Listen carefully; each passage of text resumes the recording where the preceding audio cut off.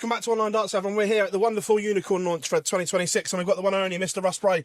Russ, Fabulous. Launches have come a long way in a short space of time, haven't they? Come a long way in a long space of time. I mean, I've been with Unicorn, I don't know, some 20 years now, and you know, when I look at the launch and what we've got now to what it was when I first got involved, upwards and onwards massively. Yeah, look, the products and everything looks so good, and just the technology just goes to another level every year. It does, and you know, it's just keeping up with the Joneses, and it's a matter of bringing out new stuff, good stuff, and trust me, the stuff that they've got now is absolutely gorgeous. It really is lovely.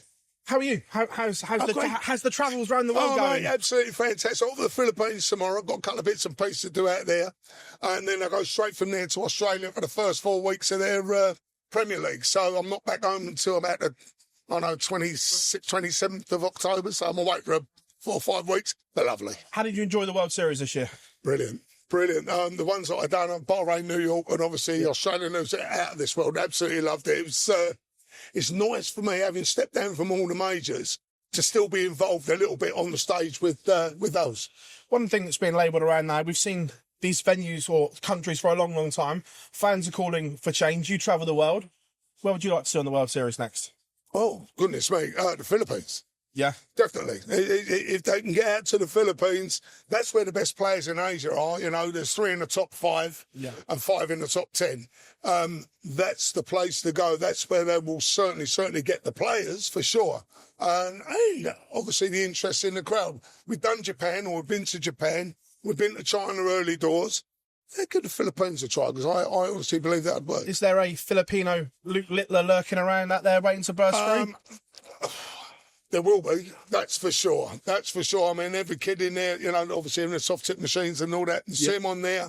And the main protagonists are not that old. They're, you know, all right, Lawrence Alagan's one of the older statesmen, but when you start talking about Partner and the Breeder, Alexis Toilo, these type of guys, they're the younger boys that are there, and they could do a lot of damage. And, you know, yes, there is definitely a Luke Littler out there somewhere. Look, the game's in a really good place, but one thing that keeps coming up is the crowd and the whistling. He's getting more and more, and especially in continental Europe, it seems to be at its worst. How do we deal with this? Because we see players think, I know you referees are in a no-win situation, because if you say nothing, you get moaned at for saying nothing. If you do, you're damned if you don't. So how, as a sport, how do we deal with this? Because well, then, see, me personally, I think if they could put, and we've got security, the venues obviously should be briefed that anybody whistling, there should be signs up all around. If you whistle, you'll be thrown out. Simple as. You know, and it's also down to the crowd, because to be honest with you, if someone alongside me was every 5 minutes, I'm saying, oh, mate, come on, give us a, you know, the crowd have got to be responsible as well. But certainly, why not put some plainclothes security in amongst them? Yeah? And point them out. The boys can go in there, throw them out, because honestly, in all honesty, they're ruining the game. They are ruining the game. And, you know, you want to see the guys at their very, very best. And that's, you know, you got one idiot, 2 idiots ruining it. And that's, you know, out of, you know, 99% everyone's lovely. Just how. Well, it's not just the players. Can I imagine you as referees, you're there trying to concentrate and do your arithmetic. And if you get a sharp one, it puts you guys off as well. And the whistle goes right through it. And it does, literally goes right through you. You know, and as I say, it's something in the game that's got to be stamped out, and the sooner the better. All change in the refereeing world. Obviously, you stepped down, and now George dropped not so much bombshell, because I think most of us knew it was coming. But again, another top referee leaves. Does it feel like it's a change in the guard in refereeing terms? Because all of you guys, well, a statesman, obviously Paul Hinks, obviously Bruce is no longer with us, George now going. It's changing the refereeing column as well. Absolutely. And the very first change within the PDC came from myself. You had Bruce Bentley, Freddie Williams, the older guard, the experienced boys that have been there since the year dot. And then a young buck, as I was then, youngish, comes and joins the ranks. And, you know, evolution, times change. You know, it's a young man's sport now. That's been proved by our boys that are up there. All right, you've got your 1 or 2, your Andersons, your Peter Wrights, and this type of people that are the older guard. It's mainly younger boys now. And of course, you know, I've done my time, in all honesty. You know, it's and it is time for the younger generation to take up. I ain't getting any younger myself. These guys are sharp. They sound good. They look good. And it is a new change, and that's very welcome within the game. We need that. I remember you said you knew it was time for you to pack up at the top level, but George is still at the very elite level. People still say he's, even at the four there are, everyone still says George is the best. So going out right at the top, does that say something for his character to make that decision? It does, absolutely, absolutely.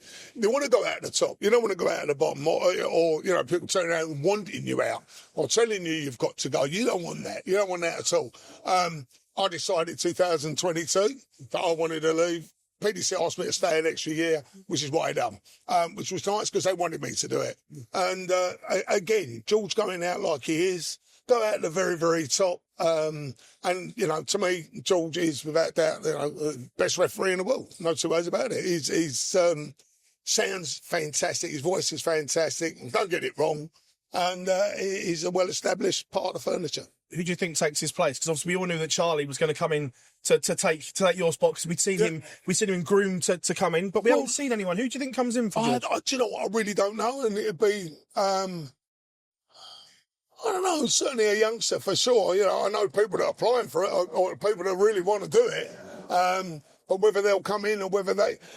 It's a whole different ball game to stand there calling on a county stage or calling on on a. When I say a minor level, I don't mean a mini major saying, or something like that. Not being derogatory to the level of data, but I'm on about the stage itself.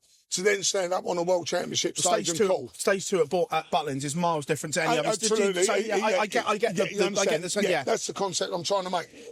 It's a different ball game, and it's whether you can stand up there, whether you can control the crowd, whether you can. When I say control the player, if there's an incident, how do you react? Who reacts to it? What do you do? How do you work it? There's a lot of factors that go into it, you know, and. Yeah, good luck to whoever follows George, I'll tell you, because some hell of a set of shoes to follow. Russ, absolute pleasure catching up with you, mate, and wish you all the very best as always. Cheers, Balsy. To change your